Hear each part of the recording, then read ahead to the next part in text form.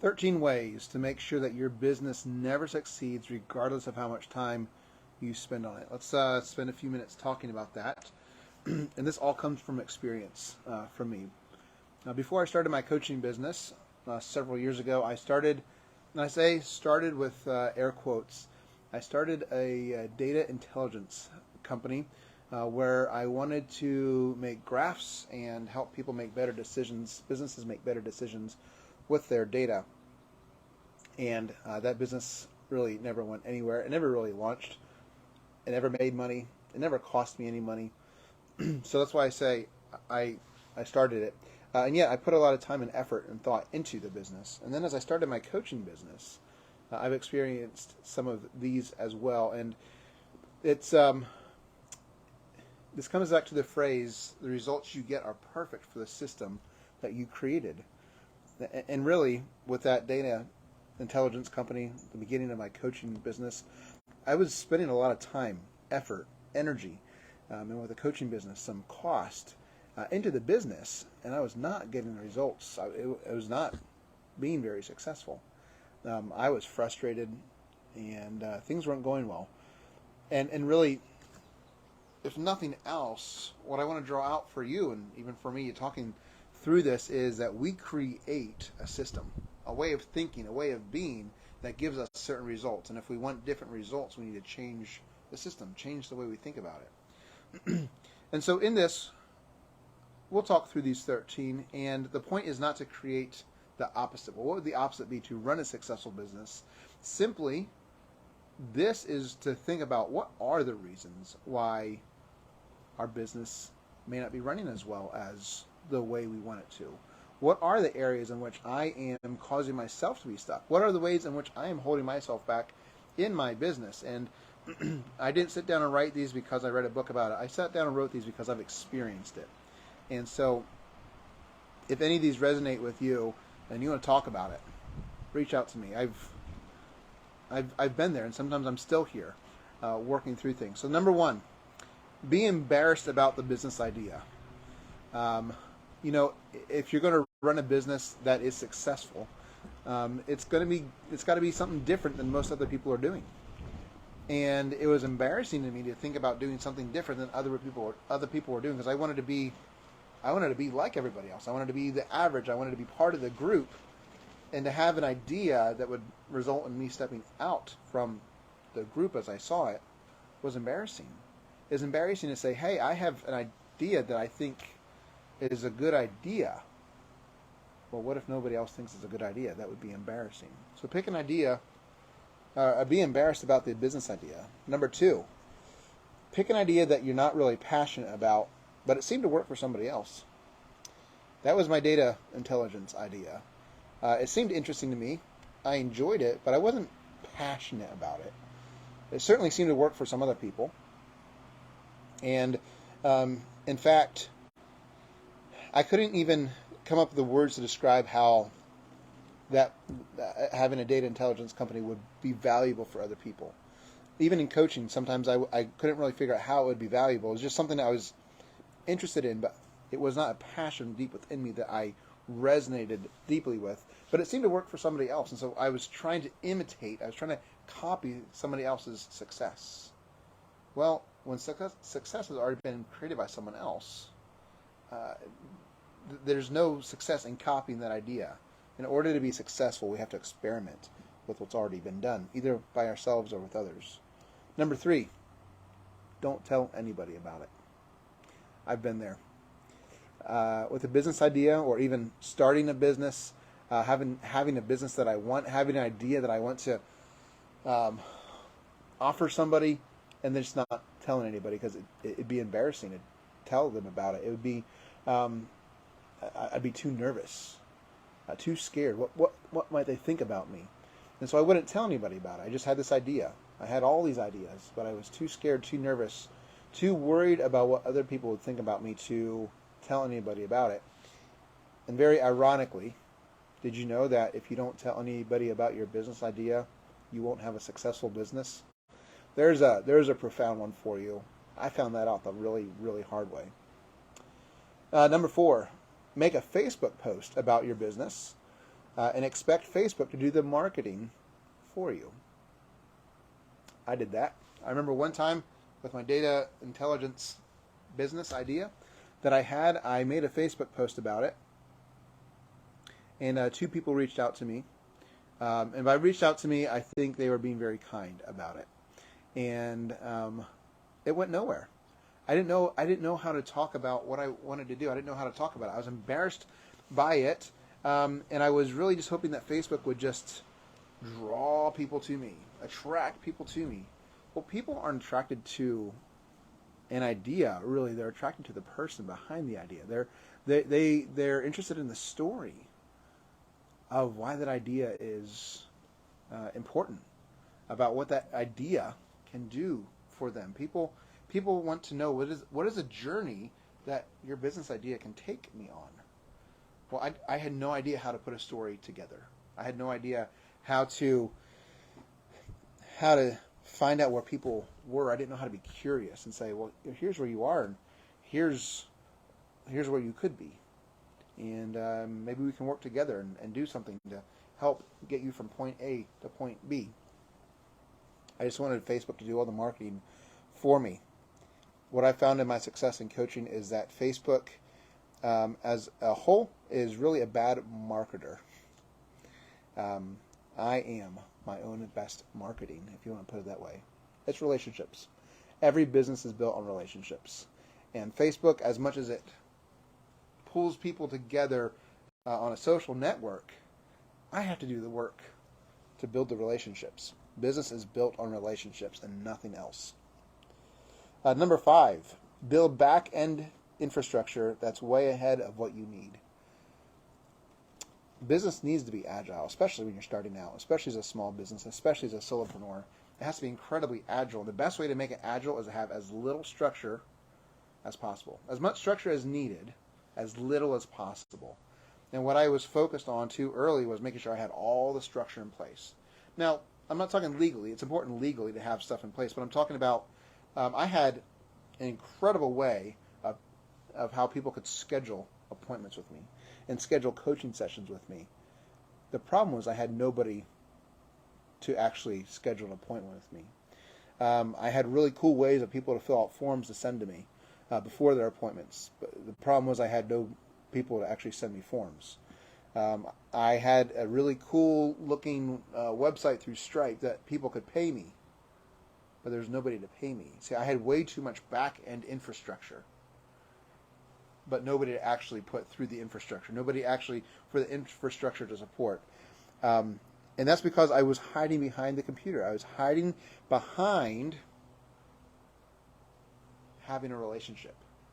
I wanted the computer. I wanted, if I had a really nice payment system, if I had a really nice scheduling system, if I had a really nice way of sending me information and forms, well, people certainly would be attracted to that. No, people aren't attracted. People don't buy from anybody because they have a really nice scheduling feature. People buy because they connect person to person, relationship to relationship, and it took me a long time to figure that out. And I'd like to sit here today and criticize myself several years ago for not knowing that. I'm not going to criticize myself. I didn't know that back then, and I continued to do the work until I figured it out.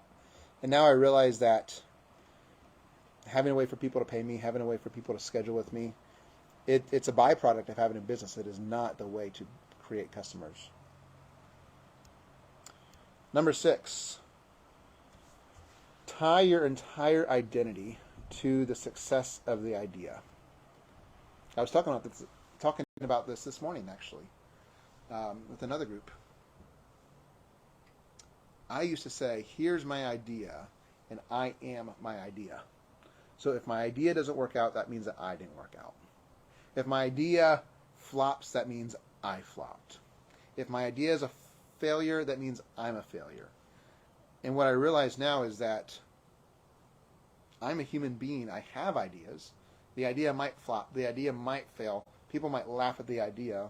That doesn't mean I flopped. That doesn't mean I failed. That doesn't mean that I'm not working out.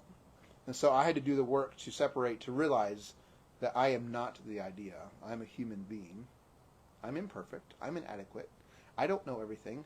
And if my idea doesn't work out, that's okay. I still get to be a human being who's imperfect and I have everything that I need, and I just keep learning.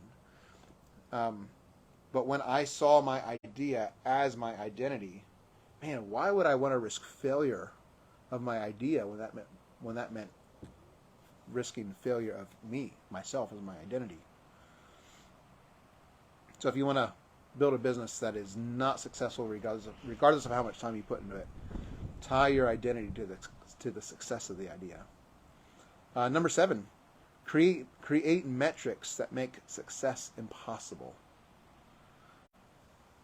When I started out in my businesses, I looked at success as this thing that is up here. I looked at it as, Jeff Bezos is successful.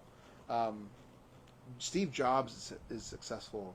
Or I look at even somebody who runs a landscaping business who is always busy, has lots of clients and great relationships. And I would say, hey, look at that. That is success.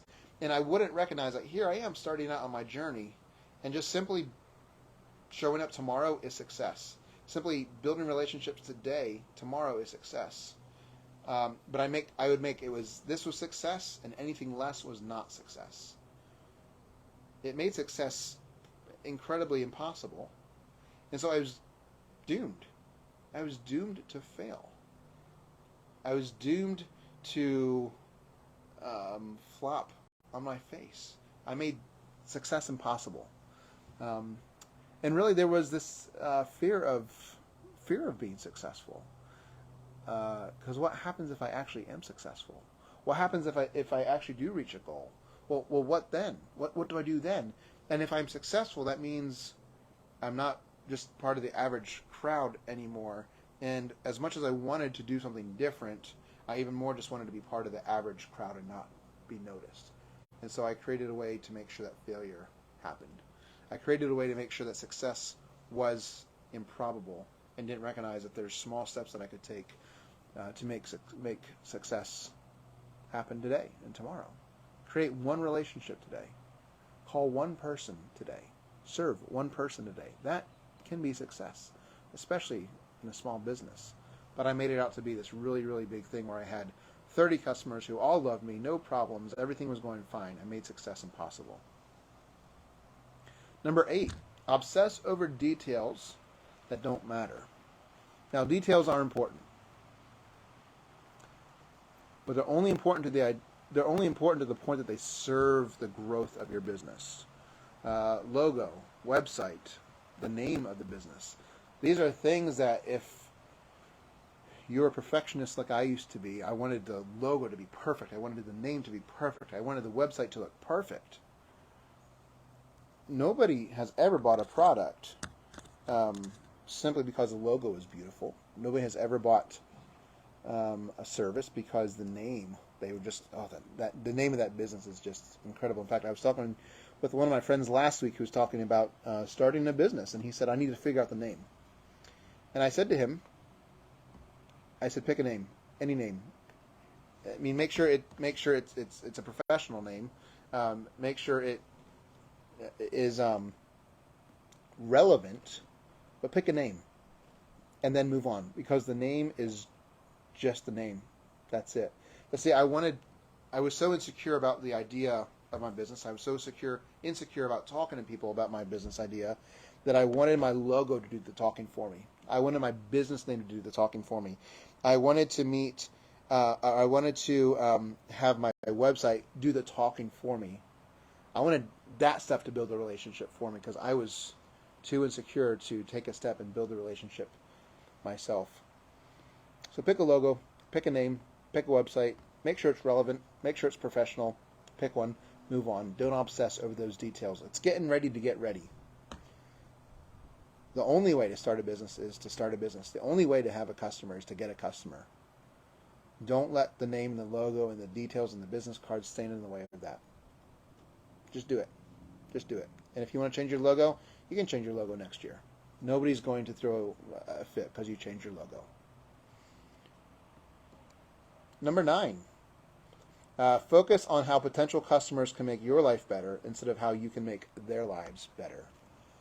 Yeah, I've been very guilty of this one before. I was so focused on, I wanted my business to succeed because I wanted to have a comfy, cozy, successful life, and I wanted people to think better of me because I had a successful business. I was me focused. I was 100% me focused. And when I show up in a way with other people where I'm me focused, people know that. People know whether or not you're in this for them or for yourself. And I showed up, and I wanted to make money so that I could have the money.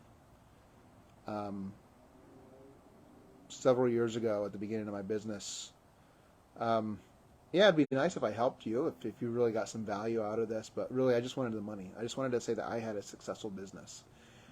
And what was the result? I did not have a successful business. Because business is about other people. It's about relationships. It's about serving. One of the best pieces of advice that I heard about building a business is wake up in the morning and ask yourself, who can I serve today? Who can I serve today? And keep serving. Business is built on relationships. Relationships are built on serving, serving, serving. What's in it for me is a failing motto for a business. Number 10, I've already talked about this a couple times, but I'll call it out very specifically. Be worried about what people think about you.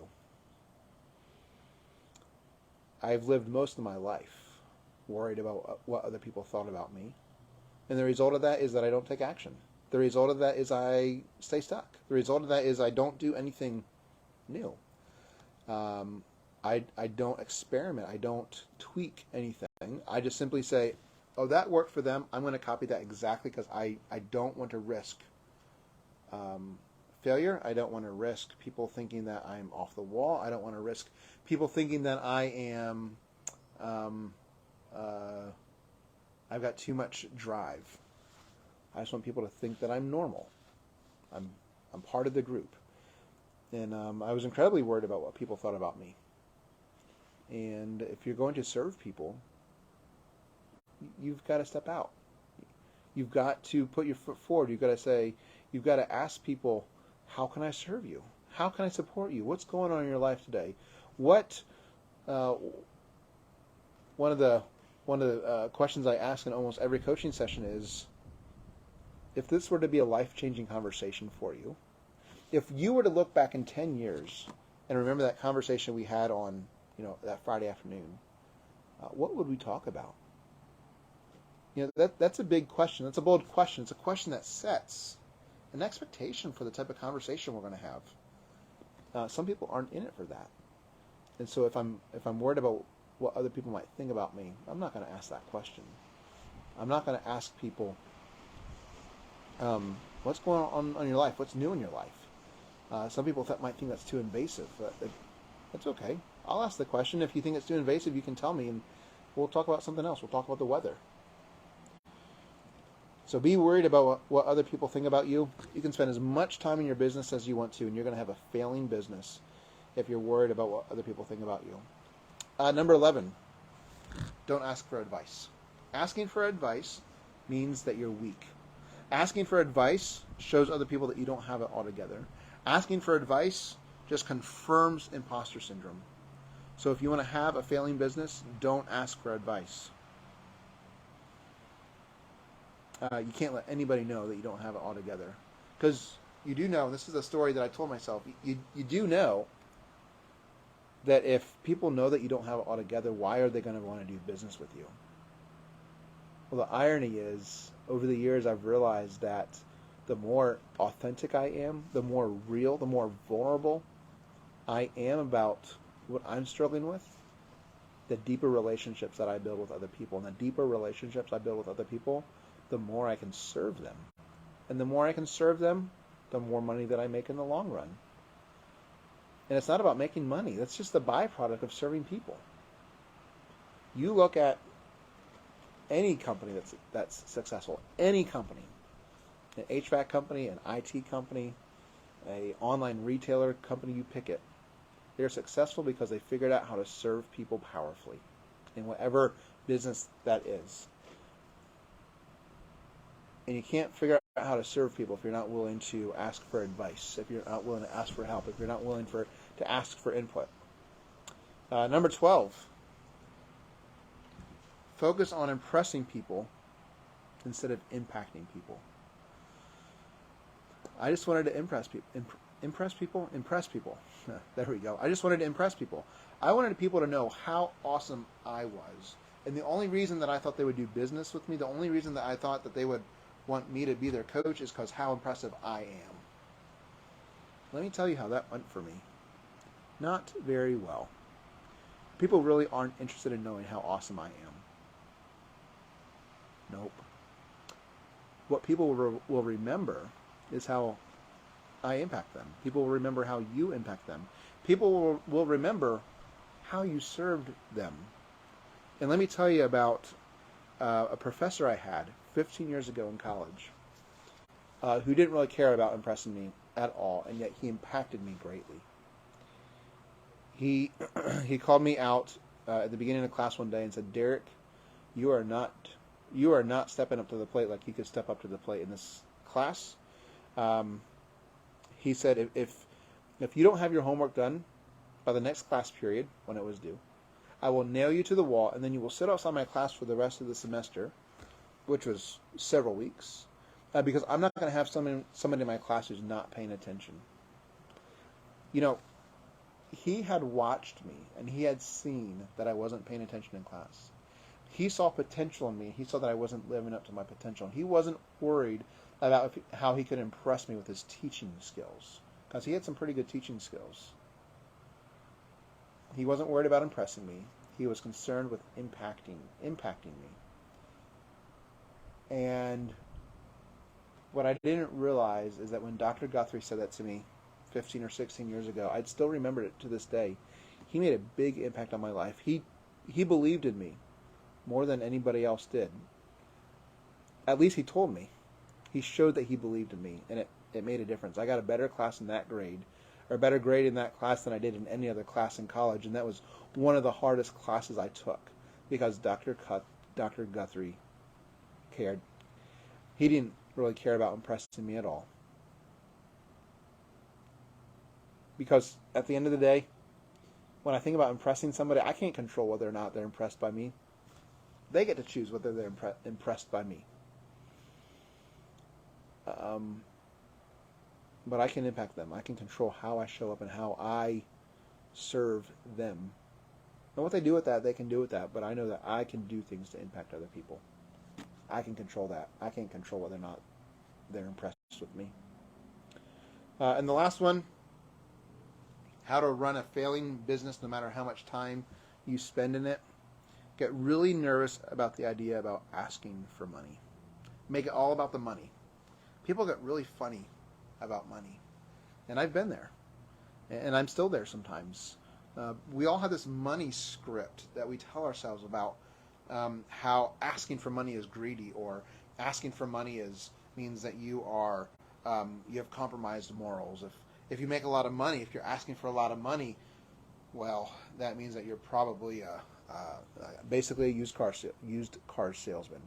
I had somebody tell me that one time, that they were scared of naming a price of how much their coaching costs because they didn't want to be a used car salesman. Well, you can show up in a way that the price is the price. And if you've impacted somebody in coaching, I'm talking specifically, if I've served somebody so powerfully and so deeply, and I've let them experience what coaching is, if they want to continue with more coaching, if they want to continue with me helping them get to the goal that they want to get to the outcome that they want, well, here's the price. And if that's for you, that's for you. And if it's not, it's not. And there's nothing tied to that. I'm not tied to the number. It's just a number. I can change the number tomorrow. I can make it less. I can make it more. I can double it. I can cut it in half. It's just the number. And if they say no to the number, okay.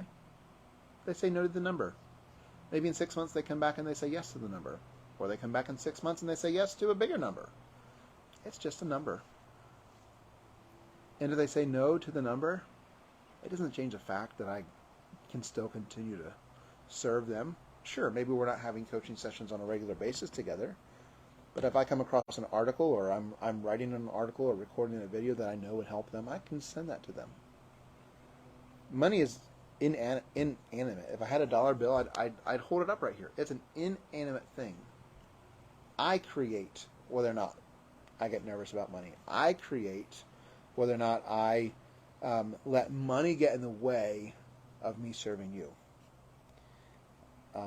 In fact, and one of my coaches has really worked with me on this, and I firmly believe this now, is but whatever business you're in, whatever business I'm in, mine is coaching, the price that we charge, the fee, is a filter for who we want to work with. The fee is a filter for who we want to work with. And the people who pay that fee, I have their attention. And I charge a price that I know that I have their attention. Because if you want to spend time with me, I want to make it worth your while. I want to make it worth my while. Time is a precious thing. And if we're going to spend time working together, I want to make it worth your while. And I want your attention. You want me to have your attention if we're working together. So don't make it about the money. Price is only an issue in the absence of value. So instead of getting really nervous about the idea about asking for money, focus on the value. How do you increase the value? Focus on value. Focus on serving. Focus on relationships, and the amount of money that you charge, or the amount of money that you make, the amount of money you create in that relationship is just a byproduct. Serve first. So these are 13 ways to run a failing business, no matter how much time you spend in it. And every single one is from experience. I've experienced every single one of these, and sometimes I still do experience some of these. If you're in business, if you're a solopreneur, if you're a small business entrepreneur, if you're just getting started, and one or more of these resonated with you, I'd love to talk with you about it. I'd love to just open up the space, and together we can work together and find a few things that might help you. Might help you have a business, run a business that's successful, that serves other people based on relationships. You see, I believe I'm on this earth to elevate people to live in such a way that they hear, "Well done, thou good and faithful servant," when they get to heaven. If I'm embarrassed about my gifts, if I'm embarrassed about the idea of running a business based on what I'm good at, if I'm concerned about what other people think about me, if I let these things stop me, like I've let them stop me in the past, I'm not being faithful with what God has given me. I have one shot at life. I have one shot to serve people deeply. And if I'm concerned about impressing them instead of impacting them, I'm not going to hear, "Well done, thou good and faithful servant." If I am not willing to share my gift with anybody, I'm not going to hear, "Well done, thou good and faithful servant." Really, another way to frame what we talked about today is 13 ways to make sure that you never hear, "Well done, thou good and faithful servant," when you get to heaven. I'm living in such a way that I hear, "Well done, thou good and faithful servant," when I get to heaven. And if I can serve you by helping you be bold about using your gift, let's talk.